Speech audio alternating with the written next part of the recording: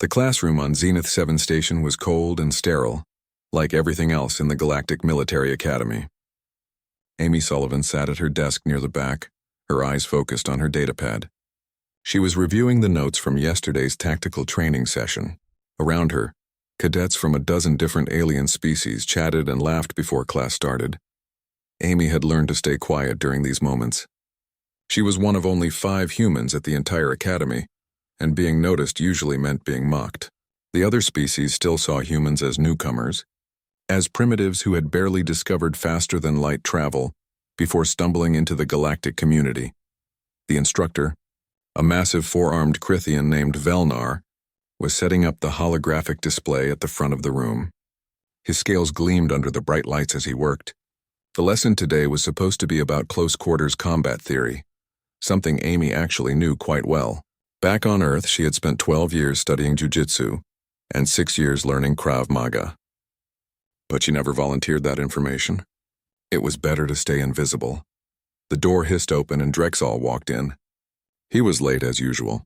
The Vorgin stood over 8 feet tall, his body covered in thick bone plating that served as natural armor. His species had been warriors for thousands of years, and they made sure everyone knew it. His yellow eyes scanned the room with the confidence of a predator, and then they landed on Amy. "I see they still let the weak ones attend classes," Drexel said in his rough, heavily accented standard language. Several students turned to look. Some of them laughed nervously. The Vorgins had a reputation for being aggressive, and nobody wanted to be on their bad side. Amy kept her eyes on her datapad. She had dealt with bullies before, both on Earth and here at the Academy. The best strategy was always the same. Ignore them, don't react, and eventually they would get bored and move on to someone else. But Drexel did not move on. His heavy footsteps echoed as he walked closer to her desk. His shadow fell over her like a dark cloud. "What is wrong, human? Are you deaf as well as weak?" His voice was louder now, making sure everyone in the classroom could hear him. "I heard that humans break easily. Is that true? Do your bones snap like dry twigs?" Amy took a slow breath and continued reading her datapad. Her heart was beating faster, but her hands remained steady. She had learned long ago that showing fear only made things worse.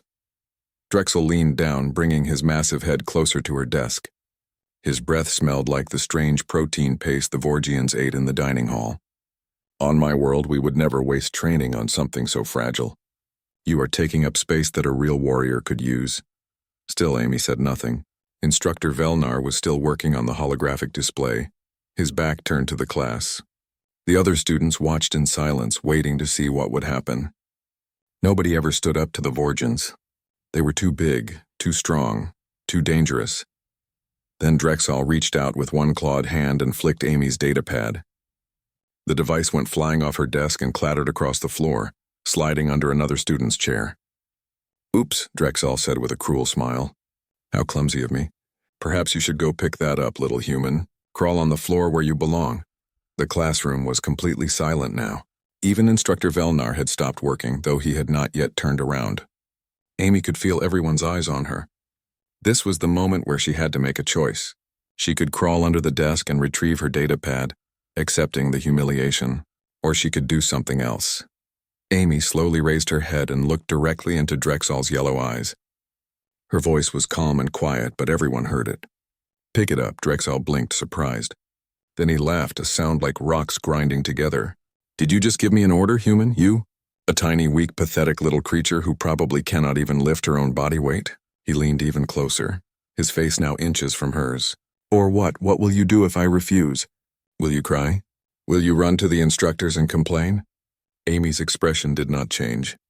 "Pick up my datapad and put it back on my desk." The other students were whispering now. Some of them looked excited, eager to see what would happen next. Others looked nervous, afraid that this confrontation would turn violent. The Vorgins were known for their tempers, and Drexel was bigger and meaner than most. Drexel's smile faded. He straightened up to his full height, using his size to intimidate her. "You have made a mistake, human. A very stupid mistake." He reached out again, this time to grab Amy's shoulder, probably planning to shove her out of her chair and onto the floor. But his hand never reached her shoulder. Amy's hand shot out faster than most species could see. Her fingers wrapped around Drexel's extended wrist with precise grip. She knew exactly where to hold him. not on the thick bone plating but on the softer tissue between the plates. Before Drexel could even process what was happening, Amy twisted her body and applied pressure to 3 specific points on his arm simultaneously. The biomechanics were universal. It did not matter if you were human, Vorgian, or anything else. Joints bent the way they bent. Bones broke the way they broke. Amy had spent years studying anatomy, learning the weak points of the human body. And the Vorgian anatomy was not that different. She used leverage, not strength. She used technique, not power. Her body remained seated in her chair, but her arms moved with practiced precision. She twisted Drexel's wrist inward while pushing his elbow outward, creating opposing forces that his arm could not resist. At the same time, she struck a pressure point near his shoulder that made his muscles temporarily lock up. The sound of breaking bone echoed through the classroom like a gunshot. Drexel's scream was even louder. The massive Vorgian warrior dropped to his knees, his face twisted in pain and shock. His arm hung at an unnatural angle, the bone clearly broken. He tried to pull away, but Amy held him for one more second, making sure he understood exactly who was in control. Then she released him. Drexel collapsed forward onto his hands, cradling his broken arm and gasping. The entire classroom stared in absolute silence. Nobody could believe what they had just seen. A human, one of the smallest cadets in the academy, had just broken a Vorgian warrior's arm. And she had done it while sitting down. Amy calmly stood up, walked over to where her datapad had landed and picked it up. She checked it for damage, found none, and returned to her desk. She sat back down and resumed reading her notes as if nothing had happened. Instructor Velnar finally turned around, all 4 of his arms raised in alarm. What happened here? Why is Cadet Drexel on the floor? Amy looked up from her datapad, her expression completely innocent. He tripped, sir. I tried to catch him, but I was not fast enough. The instructor's eyes moved from Amy to Drexel, who was still on the ground, still holding his broken arm. The other students remained silent. Nobody was going to contradict Amy's story, not after what they had just witnessed. Medical team to classroom 7 immediately, Velnar said into his communicator. Then he looked at Amy with an expression that might have been suspicion or respect. It was hard to tell with Crithians. Cadet Sullivan, you will come with me to the Commandant's office after class. Yes, sir, Amy said quietly. She returned her attention to her datapad and continued reading. Around her, the other students whispered and stared. The humans looked terrified. The Vorgians looked furious. Everyone else looked impressed or curious or both. Amy ignored all of them.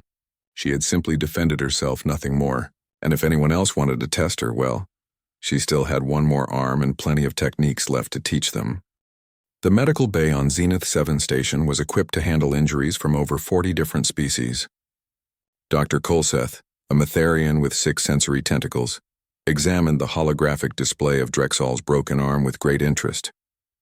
The tentacles waved slowly as the doctor studied the fracture from multiple angles. This is remarkable, Dr. Kolseth said to Commander Lisa Grant, who stood nearby with her arms crossed. The bone broke at the exact weakest point in Vorgian skeletal structure. Whoever did this understood the anatomy perfectly. This was not an accident, Commander.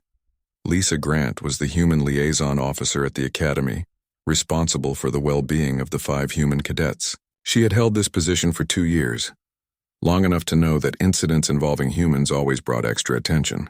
The other species watched humanity closely, looking for any sign of weakness or aggression. How long until he recovers?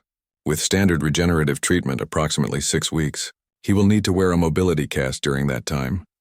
The doctor's tentacles gestured toward the medical bed where Drexel lay, still looking shocked and angry. But, Commander, this injury shows extensive knowledge of biomechanics and combat technique.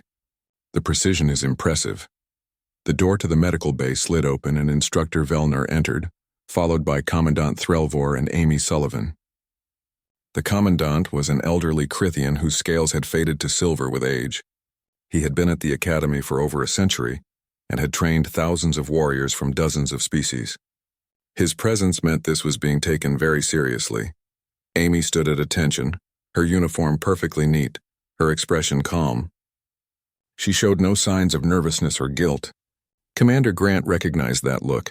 She had seen it on soldiers before, the ones who had been in real combat and knew how to control their emotions. Cadet Sullivan, Commandant Threlvor said in his deep, measured voice. Do you understand why you have been brought here? Yes, sir. Because of the incident in the classroom with Cadet Drexel. Incident, Drexel growled from his bed, his good hand clenched into a fist. She attacked me for no reason. She broke my arm. Amy's expression did not change. I defended myself against harassment, sir. Cadet Drexel destroyed my academy property and made unwanted physical contact first. I responded appropriately to stop the threat. Commander Grant pulled up her datapad and accessed the security footage. Every classroom in the academy had multiple cameras recording at all times for safety and training purposes. She watched the incident from 3 different angles, her eyes narrowing as she studied Amy's movements. Instructor Velnar, the commandant said, "What did you observe during this incident?" The 4-armed instructor shifted uncomfortably. "I was working on the holographic display, sir. My back was turned. When I looked around, Cadet Drexel was on the floor with his injury. Cadet Sullivan told me he had tripped and she tried to catch him." "Lies," Drexel shouted. "She is lying. That weak little creature attacked me." "Weak?" Commander Grant spoke for the first time, her voice sharp. She turned her datapad so everyone could see the screen. "Let me show you something." She played the security footage in slow motion. Everyone watched as Drexel reached toward Amy, and then Amy's hand moved. Even in slow motion, her strike was almost too fast to follow. The footage clearly showed her grabbing his wrist, twisting, applying pressure to 3 precise points, and then the moment when the bone snapped. That technique, Commander Grant said, freezing the image at the moment of impact, required Cadet Sullivan to identify 3 pressure points on Vorgian anatomy, calculate the exact amount of force needed to fracture the bone without causing additional damage, and execute the movement in less than 1 second, while remaining seated in her chair. She looked at Drexel. "And you call her weak?" The room fell silent except for the quiet beeping of medical equipment. Commandant Threlvor studied Amy with his ancient eyes. "Cadet Sullivan, your file indicates only basic self-defense training from Earth. It mentions nothing about advanced combat skills or knowledge of alien anatomy." Amy met his gaze steadily. "Sir, I studied jiu-jitsu for 12 years before joining the academy. I also trained in Krav Maga for 6 years. On Earth, we learn to fight opponents who are bigger and stronger than us.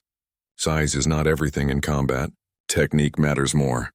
"Technique," the commandant repeated as if testing the word. "You view physical confrontation as a technical problem to be solved?" "Yes, sir. Every opponent has weaknesses. Every body has vulnerable points. If you know where those points are and how to exploit them, size becomes less important." Dr. Colseth's tentacles waved with excitement. "Fascinating. So humans study the anatomy of potential opponents before engaging in combat? This is a deliberate strategy? Where I come from, Doctor, it is called survival. We are not the biggest species. We are not the strongest. We are not the fastest, so we learn to be smart instead." Drexel tried to sit up on his medical bed, wincing with pain. "This is dishonest." "Real warriors fight with strength and honor, not with tricks and deception." Amy turned to look at him directly. "I did not deceive you. You attacked me. You were bigger, stronger, and standing while I was sitting. You had every advantage. I simply used what I had available to defend myself. If that is deception, then I am guilty." Commander Grant found herself impressed despite the situation. Amy was not backing down, not apologizing, not showing any sign of regret. She was defending her actions with calm logic. That took courage, especially when facing a commandant and an injured Vorgian warrior. Commandant Threlvor was quiet for a long moment, his silver scales reflecting the medical bay's lights. Finally, he spoke. "The security footage shows that Cadet Drexel initiated physical contact first. He also destroyed academy property belonging to another cadet. By the academy's code of conduct, Cadet Sullivan was within her rights to defend herself." He turned to Drexel. "You will be charged with harassment and destruction of property. These charges will go on your permanent record." Drexel's yellow eyes widened with shock and anger. "What? But she broke my arm. She should be punished." "She used exactly the amount of force necessary to stop your aggression, without causing permanent damage. That shows restraint and control, not excessive violence." The commandant's voice was firm. "You are a Vorgian warrior, trained since childhood in combat. You chose to physically intimidate a smaller cadet. The consequences are your responsibility," Commander Grant added. Cadet Drexel, you are fortunate this happened in the academy and not in actual military service. In the field, attacking a fellow soldier could result in a court-martial. The Vorgian slumped back onto his bed, his face showing both pain and humiliation. Being lectured by a human officer in front of others was almost worse than the broken arm. Commandant Threlvor turned back to Amy. Cadet Sullivan, while your actions were technically justified, this incident will have consequences. Word has already spread throughout the station. You have made enemies among the Vorgian cadets. I understand, sir. Do you? The Vorgians value strength and honor above all else. To them, you have humiliated one of their warriors. They will seek to restore their reputation. Amy stood perfectly still, her hands clasped behind her back. Sir, I came to this academy to learn and to represent humanity. I did not come here to fight or to make enemies. But I will not be bullied. I will not accept harassment. And I will not apologize for defending myself. A small smile appeared on the Commandant's face, barely visible but definitely there, spoken like a true warrior. Very well, Cadet Sullivan. You are dismissed. Return to your quarters and await further instructions. Yes, sir. Thank you, sir. Amy saluted, turned precisely, and walked out of the medical bay. After she left, Commander Grant looked at the Commandant. Sir, what do you think will happen now? Threlvor's smile grew slightly wider. What always happens when a new species proves itself capable? The others will test her further. The Vorgians will not let this insult stand unanswered. He glanced at Drexel, who was glaring at the ceiling. I suspect we will see a formal challenge very soon. Should we intervene? No, the academy exists to train warriors. Sometimes that training happens in classrooms and sometimes it happens in the arena. Cadet Sullivan has chosen her path. Now we will see if she can walk it all the way to the end. Commander Grant looked at the frozen image on her datapad, showing Amy's hand gripping Drexel's wrist with perfect precision. I think she can. Humans are more dangerous than anyone here realizes. We did not become the dominant species on our planet by being weak. We did it by being smart, adaptable, and absolutely refusing to give up. Dr. Colseth's tentacles waved in what might have been agreement. Then the Academy is about to learn a valuable lesson about humanity. I look forward to observing the results. News of the incident spread through the Academy faster than light speed. Within hours, every cadet on Zenith 7 station knew the story. A human had broken a Vorgian warrior's arm without even standing up. The reactions varied wildly depending on which species was discussing it. The Crithians, who valued martial skill above almost everything else, began watching Amy with new interest whenever she walked through the corridors. The telepathic Mindari found the violence distasteful, but admitted the efficiency was impressive. The insectoid chitters, who loved conflict and competition, started making bets on what would happen next. But it was the warrior species who felt the most insulted. The Vorgians, Drakkar, and Korthan had spent centuries building their reputations as the strongest, most fearsome fighters in the galaxy. Now a human, a species barely 50 years into galactic society, had defeated one of them with embarrassing ease. 3 days after the incident, Amy found her locker vandalized. Someone had used a sharp tool to scratch words into the metal door. Primitive, savage, cheater. She stared at the damage for a moment, then grabbed her training materials and closed the locker without reporting it. Reporting would make her look weak, like she needed protection. That would only make things worse. Her friend Ben Harris caught up with her in the corridor as she headed to combat practice. Ben was one of the other 4 humans at the academy, a tall young man from Colorado who specialized in engineering. Amy, wait up. We need to talk. Not now, Ben. I have practice in 10 minutes. That's what I need to talk about. Ben looked around to make sure nobody was listening, then lowered his voice. The Vorgians are planning something. I heard 3 of them talking in the mess hall yesterday. They were speaking in standard, probably wanting people to overhear.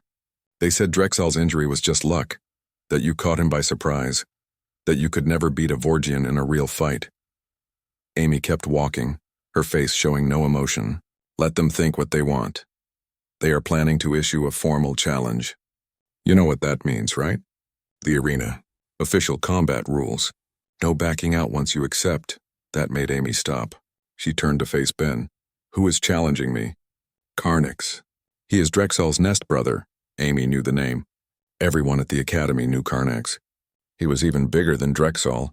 standing nearly 9 feet tall and weighing close to 400 pounds. He was a decorated combat champion on his home world and had won every single arena match he had entered since arriving at the academy. He was fast, strong, skilled, and mean. When? Tomorrow night. He is going to issue the challenge publicly at evening assembly. Everyone will be watching. Ben looked worried. Amy, you don't have to accept.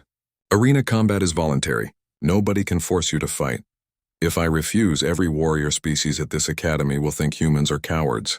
I will prove Drexel right. I will prove that we do not belong here. Better to look like a coward than end up in the medical bay with broken bones. Or worse. Ben grabbed her arm gently. Amy, Carnex is not like his brother. He is actually trained. He has real combat experience. This is not some bully who underestimates you. He knows what you can do, and he is still confident he can beat you. Amy pulled her arm free, but not roughly. Ben was her friend, and he meant well. Then I will prove him wrong too. That evening, instead of resting or socializing, Amy went to the Academy's combat archive. The archive contained recordings of every official match, training session, and combat demonstration that had ever taken place at Zenith 7. She found the section dedicated to arena matches and pulled up every single fight Carnex had participated in. She watched him destroy a Korthan fighter in under 2 minutes using pure strength and aggression. She watched him defeat a skilled Drakkar warrior by simply outlasting the smaller opponent. She watched him break through the defenses of a technical Krithian fighter by refusing to give ground, pushing forward constantly until his opponent made a mistake. Carnex's fighting style was brutally simple. He used his size, strength, and natural armor to overwhelm opponents. He never tried to be fancy or clever. He just kept coming forward, hitting hard, wearing down his enemies until they collapsed. It was effective because most species at the Academy fought within their own weight class and expected certain rules to apply. But Amy did not fight like most species. She had never fought within her own weight class. Every opponent she had faced in training back on Earth had been bigger than her, stronger than her. That was the whole point of her martial arts training. Learn to beat people who have every physical advantage. She watched the recordings until after midnight, studying every movement, every pattern, every habit. Carnex dropped his left shoulder slightly before throwing a right punch. He had a tell. He also favored his right leg when turning, putting slightly more weight on it. Another weakness. And while his bone plating protected most of his body, the joints had to remain flexible. Knees, elbows, neck, ankles. Those were universal weak points. Commander Grant found her still in the archive at 0100 hours. Cadet Sullivan, you should be sleeping.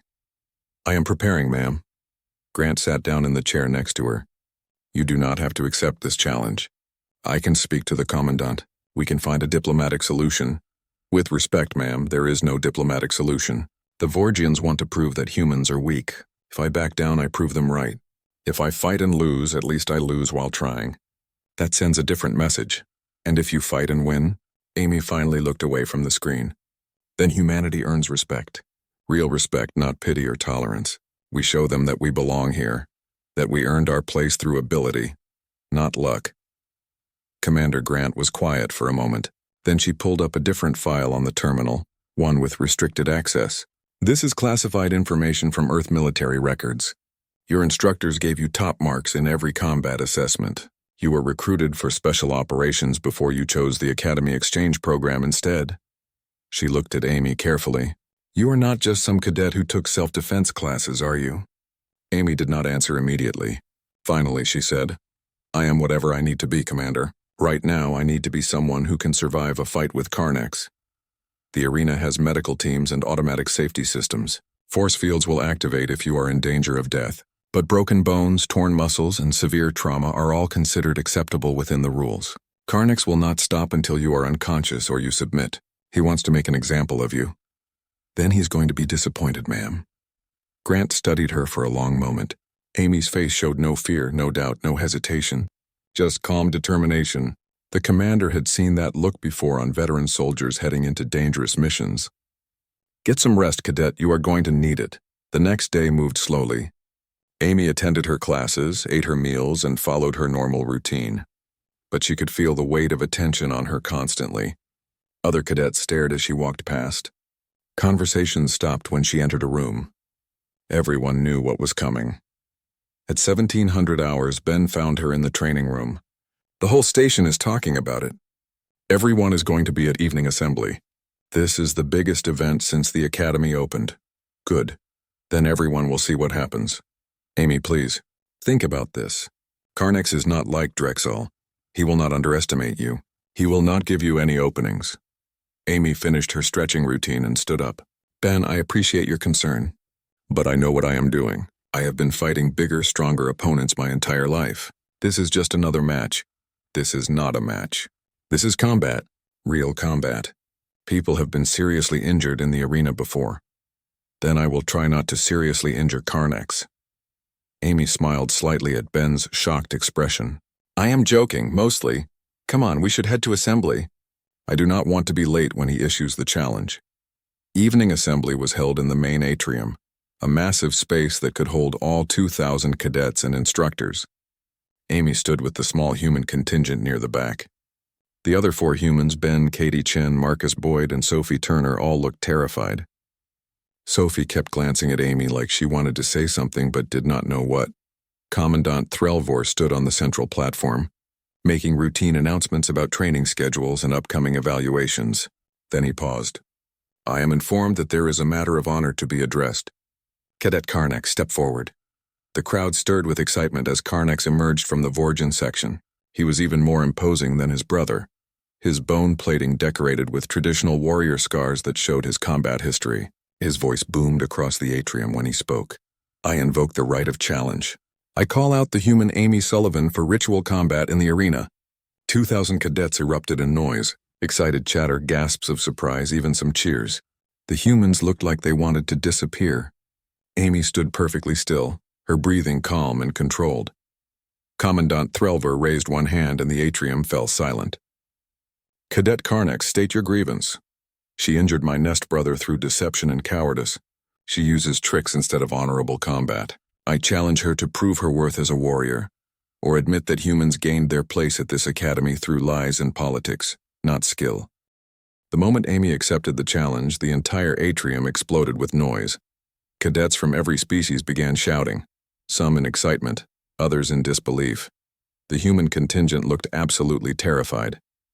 Ben actually took a step forward, like he wanted to pull Amy back, but Sophie grabbed his arm and stopped him. Commandant Threlvor's voice cut through the chaos. The challenge has been accepted. Combat will take place tomorrow at 1800 hours in Arena 3. Standard rules apply. Fight until submission, unconsciousness, or referee stoppage. Medical teams will be standing by. Both combatants are to report to the medical bay at 1600 hours for pre-combat health verification. Carnex leaned down, bringing his massive head close to Amy's. His breath was hot on her face, and his yellow eyes gleamed with confidence. Tomorrow I will break more than your arms, little human. I will break your spirit. I will show everyone that your victory over Drexel was nothing but luck. When I am finished with you, your species will be laughed out of this academy. Amy looked directly into those predatory eyes without flinching. Her voice was quiet, meant only for him, but it carried absolute certainty. You are welcome to try. She turned and walked back to her position with the other humans, ignoring the stares and whispers that followed her every step. The assembly continued for another 10 minutes, but Amy did not hear any of it. Her mind was already in the arena, already planning her strategy, already preparing for what was coming. After assembly ended, the other 4 humans surrounded her in the corridor. Amy, what were you thinking? Katie Chen was a medical student, brilliant and kind, but completely opposed to violence. You could get killed. The arena is not a game. I know what it is, Katie. Then why did you accept? Marcus Boyd was an engineering specialist like Ben, though he focused on weapon systems. You do not have to prove anything to these aliens. Let them think what they want. If I let them think humans are weak, then every human who comes to this academy after us will suffer for it. I have to do this, not for me, for all of us. Amy kept walking toward her quarters. I need to rest. We can talk later. But Sophie Turner, the quietest of the human group, moved to block her path. Sophie was a navigation specialist, someone who spent most of her time studying star charts and hyperspace routes. She rarely spoke in group discussions, but when she did, people listened. Amy, I have been accessing the betting pools. The odds against you are 30-1. Not a single non-human cadet thinks you can win. Good. Someone is going to make a lot of money tomorrow. Sophie did not smile. I put all my academy credits on you winning, so you better not lose, or I am going to be very annoyed. That actually made Amy pause. She looked at Sophie's serious face and then smiled slightly. I will do my best not to disappoint you. Amy spent the rest of that evening alone in her quarters, going through her mental preparation routine. She had learned this process years ago from her Krav Maga instructor, a former soldier who had fought in 3 wars. Before any fight, he had told her, you must make peace with the possibility of losing. Fear of loss makes you hesitate. Hesitation gets you hurt. Accept that you might lose, accept that you might get injured, and then let it go. Focus only on what you can control. She visualized the fight, seeing it from multiple angles. She imagined Karnex's opening moves, his most likely attacks, his patterns from the recordings she had studied. She imagined her counters, her defenses, her strategies. She imagined pain because there would definitely be pain. Karnex would land hits. That was unavoidable. The question was whether she could land enough hits back to make a difference. She also spent time stretching and doing light exercise. Her body needed to be ready, muscles loose and warm, reflexes sharp. But she was careful not to overdo it. Tomorrow she would need every bit of energy she had.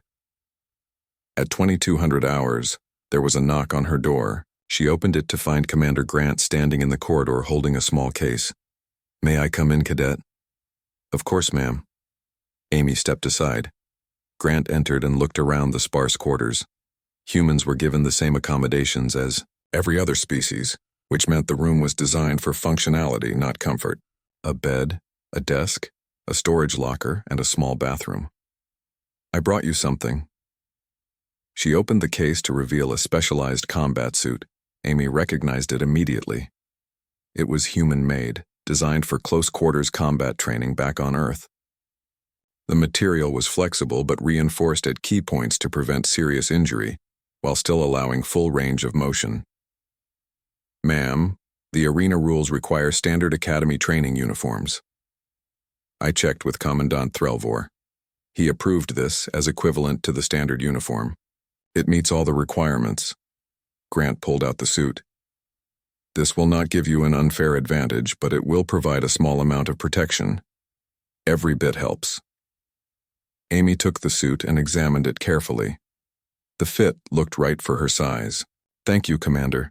This is very thoughtful. Amy, I need to be honest with you. I have watched all of Karnex's fights.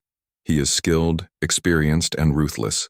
The medical team will stop the match if they detect life-threatening injuries, but that still leaves a lot of room for damage. Are you absolutely certain you want to go through with this? I am certain, ma'am. Grant sat down on the edge of the bed, suddenly looking very tired. When I was your age, I was stationed on a joint military vessel with 3 other species.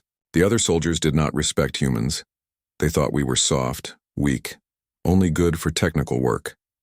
One day, a Korthan soldier decided to test me. He challenged me to a sparring match in front of everyone. What happened? I broke his jaw and 2 ribs. Grant smiled at the memory. After that, the other species soldiers stopped treating us like we were fragile. They realized humans could fight. But Amy, I had backup. I had a whole crew of human soldiers who would have supported me if things went wrong. You are alone here. The other human cadets are not fighters. If something goes wrong tomorrow, I cannot help you once you are in that arena.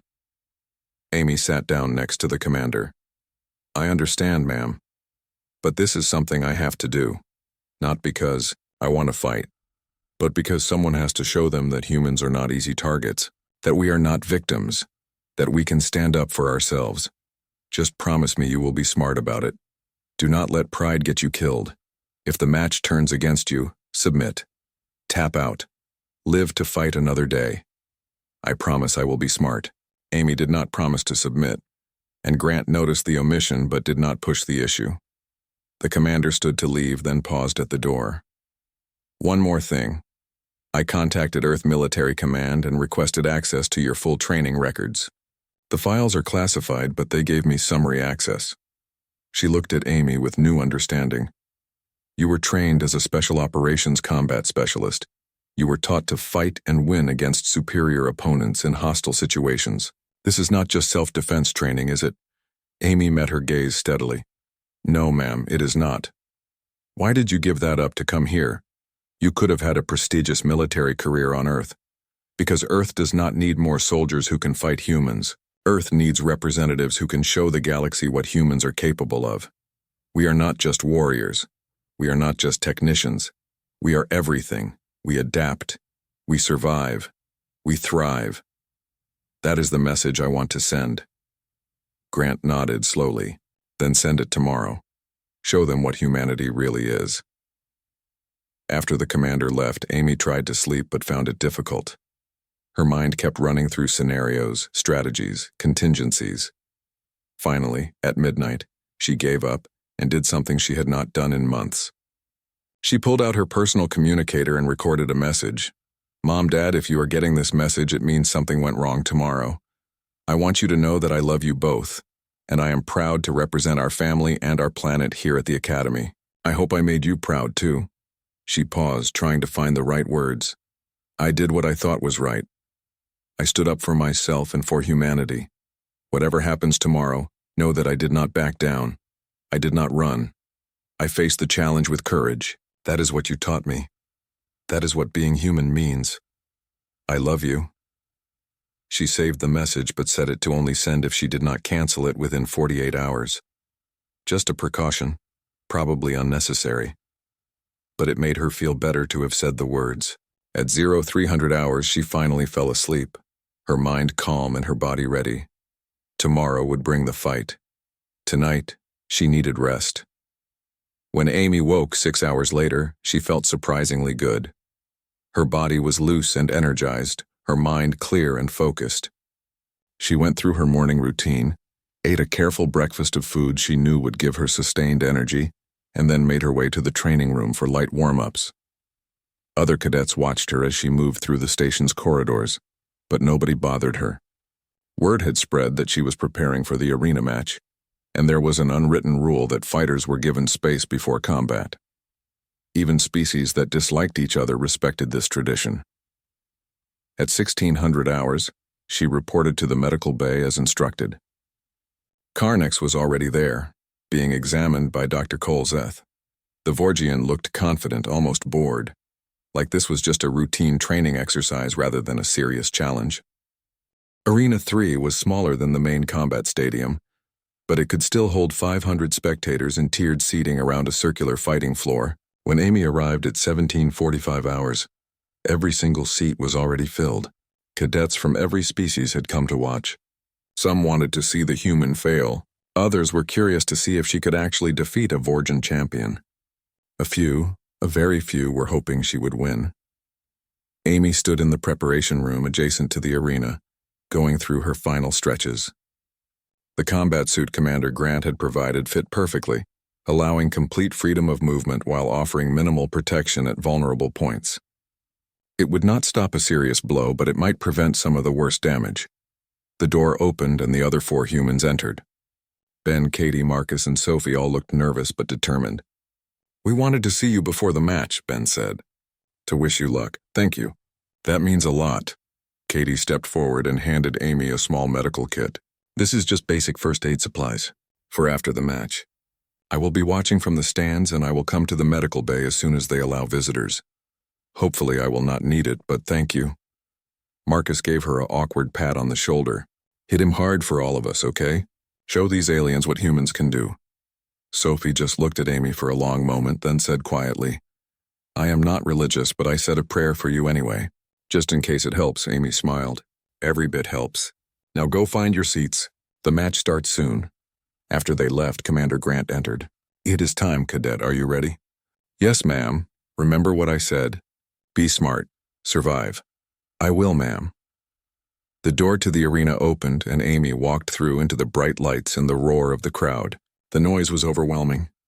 Hundreds of voices shouting in dozens of languages. Some were cheering, most were jeering. She blocked it all out and focused on the fighting floor. Karnax was already in the arena, performing some kind of Vorgian ritual. He roared and beat his chest, his bone plating creating deep booming sounds that echoed through the space. The Vorgian cadets in the audience roared back, creating a wall of intimidating noise.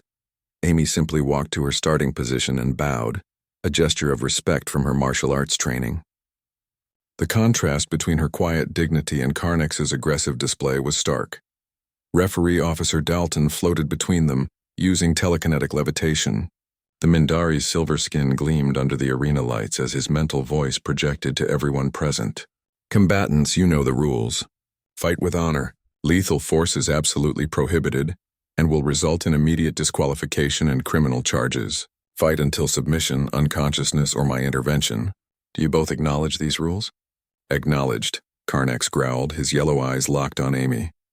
Acknowledged, Amy said calmly. Combatants ready. Begin! Karnax charged immediately. His massive form covered the distance between them in seconds, faster than something that large should be able to move. His first attack was a straight punch aimed at Amy's head, thrown with enough force to knock her unconscious if it connected. But Amy was not there when the punch arrived. She had already moved, pivoting to her left and letting the massive fist pass close enough to feel the air displacement.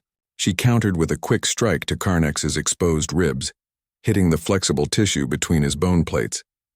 The impact was solid and she heard him grunt. Not enough to injure him, but enough to let him know she could hit back. The crowd gasped. A human had struck a Vorgian and remained standing. That alone was remarkable. Karnax recovered quickly and spun, sweeping his arm in a wide arc designed to catch Amy regardless of where she moved. It was a good tactic using his reach advantage. But Amy dropped low, sliding under the sweep, and delivered a precise kick to the back of his knee as she passed. Again, not enough to seriously damage the joint, but enough to make him stumble slightly. For the next minute, this became the pattern. Karnax attacked with power and aggression, using his strength and size to try to corner her to limit her mobility. Amy refused to be cornered. She moved constantly, circling, dodging, staying just out of range of his most dangerous strikes. And every time he committed to an attack, she left him a small reminder. A jab here, a kick there. Building damage slowly, carefully. Stop running, Karnax roared in frustration. Stand and fight like a warrior. Amy did not waste breath responding. She was breathing hard now, her heart rate elevated from the constant movement. Evading someone that fast and powerful required perfect timing and complete focus. One mistake would be enough. One moment of hesitation and those massive fists would connect. But Karnax was breathing harder. His attacks were becoming slightly slower, less precise. Rage and frustration were setting in, exactly as Amy had planned. Angry fighters made mistakes. They stopped thinking strategically and started fighting emotionally. That was when they became vulnerable. Karnax changed tactics, trying to use his wrestling training. He dropped lower and rushed forward, attempting to grab Amy and use his superior strength to simply overpower her on the ground. It was a smart move, one that played to his advantages. But Amy had trained extensively in ground fighting.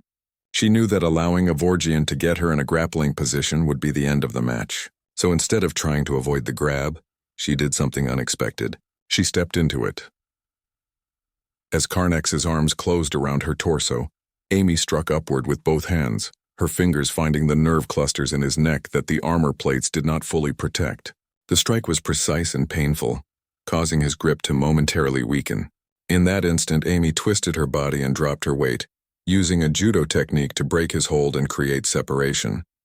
The audience was completely silent now. They were watching something they had never seen before. A human, one of the smallest cadets in the academy, was not just surviving against a Vorgian champion. She was competitive. She was landing strikes. She was controlling the pace of the fight, but Amy knew she was running out of time. Her energy was finite. She could not keep up this level of movement and defense forever. Karnax, despite his frustration, still had considerable stamina and strength. She needed to end this soon decisively. She began changing her pattern deliberately, allowing Karnax to get closer than before, letting him think he was finally wearing her down. She wanted him to commit fully to one big attack, something she could use against him. Karnax noticed her slower movements and smiled, showing sharp predator teeth. Finally tiring, human? Good. Now the real fight begins. He launched himself forward in a full power charge, intending to tackle her to the ground and end the match through superior mass. It was exactly what Amy had been waiting for. This was his mistake. At the last possible moment, Amy dropped and rolled to the side, just as she had done with Drexel in the classroom. But this time, instead of letting Carnex crash into a wall, she rolled with him, using his momentum. As his massive body passed over her, she reached up and grabbed his arm, applying her full body weight as leverage. The technique was from judo called tomoe nage, a sacrifice throw that used the opponent's own strength against them. Carnex's charge carried him forward while Amy's grip pulled him down and over. His huge body flipped through the air and crashed onto the arena floor with tremendous force. Before he could recover, Amy was on him. She leaped onto his back and immediately applied a rear chokehold, wrapping her arms around his neck and locking her legs around his torso for stability. The position was called hadaka jime in judo, a naked strangle that cut off blood flow to the brain. Carnex roared and thrashed wildly. His strength was incredible, and Amy felt her entire body being shaken like a leaf in a storm. Her ribs creaked under the pressure of maintaining her position, but she held on, adjusting her grip, finding the exact angle she needed to apply maximum pressure to the blood vessels in his neck while avoiding his thick bone plating. "Submit or sleep," Amy said quietly, her voice steady despite the physical strain. Carnex tried to reach back and grab her, but her position made it impossible. He tried to stand, to use his size to slam her against the floor, but she shifted her weight and pulled backward, keeping him off balance. He tried to roll, but she rolled with him, maintaining the choke. 10 seconds. His movements became less coordinated. 15 seconds. His thrashing slowed. 20 seconds. His breathing became ragged. The crowd was screaming now, a wall of sound that shook the arena. Some were cheering for Amy. Most were shouting for Carnex to escape, to break free, to prove that Vorgians could not be defeated.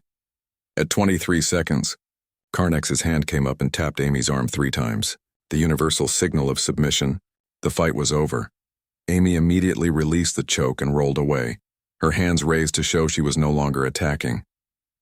Carnex collapsed forward onto his hands and knees, gasping for air, his massive chest heaving.